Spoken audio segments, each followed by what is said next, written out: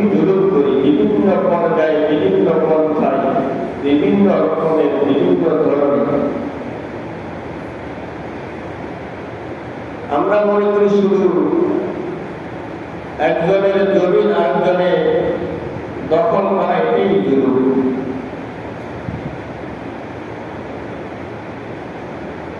শুধু এটার নাম জুলুম নয়,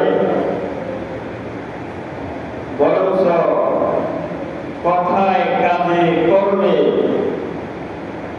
লেনদেন, মুআমালা, মুআশারাত, আচার ব্যবহার, প্রতিটা কাজে আমরা একে অপরের প্রতি জুলুম করি। একজনের টাকা আরেকজনের আত্মসাৎ করি, একজনের জমি আরেকজনের জোর করে দখল করি, একজনের টাকা একজনের মেরে খাই। বিভিন্ন পর্যায়ে, বিভিন্ন পন্থায় আমরা একে অপরের প্রতি জুলুম করে থাকি। নবীজি এটাই হাদিসের ভিতরে বলেছেন,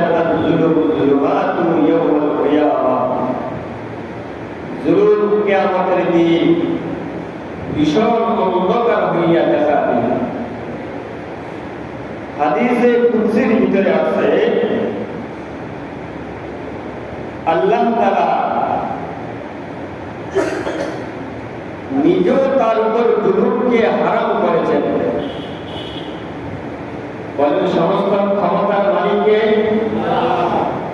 সমস্ত ক্ষমতার মালিককে, সমস্ত রাজত্ব কার আল্লাহর উপরে কোনো ক্ষমতা বান নাই, আল্লাহর উপরে কোনো শাসনকর্তা নাই, আল্লাহর উপরে কোনো ন্যায় পরায়ণতা নাই।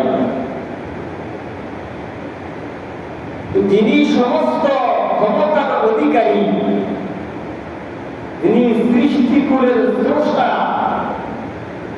যিনি আপনাকে আমাকে সৃষ্টি করলেন, এই সৃষ্টিকর্তা হওয়া সত্ত্বেও যিনি এত বিশাল সমস্ত ক্ষমতার অধিকারী হওয়া সত্ত্বেও নিজে বলতেছেন, ইয়া ইবাদি, হে আমার বান্দারা, হারামতু আলাইয়া যুলমি, আমি আমার নিজের উপর জুলুমকে হারাম করেছি। যেহেতু আমি সৃষ্টিকর্তা হওয়া সত্ত্বেও আমি নিজের উপর জুলুমকে হারাম করে দিয়েছি, খালেক হওয়া সত্ত্বেও আমি নিজের উপর জুলুম করা হারাম করেছি। এই জন্য তোমরা মাখলুক হিসাবে, আমি খালেক, তোমরা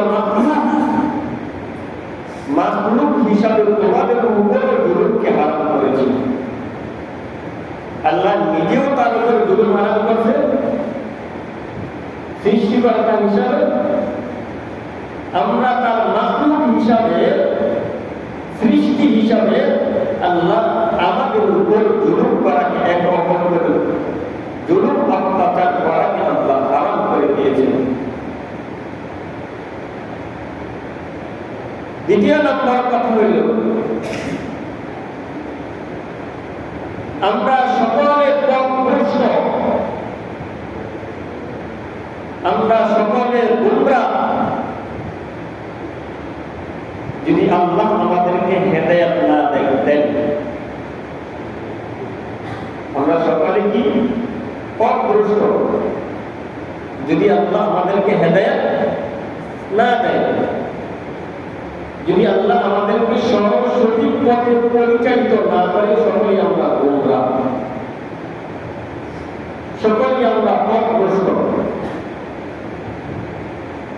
তৃতীয় নম্বর কথা হল, আমরা সকলেই ক্ষুধার্ত। যদি আল্লাহ আমাদেরকে আহার না দান করেন, খাবার না দান করেন, আমরা সকলেই ক্ষুধার্ত। যদি আল্লাহ আমাদেরকে খাবার, আহার না দান করেন।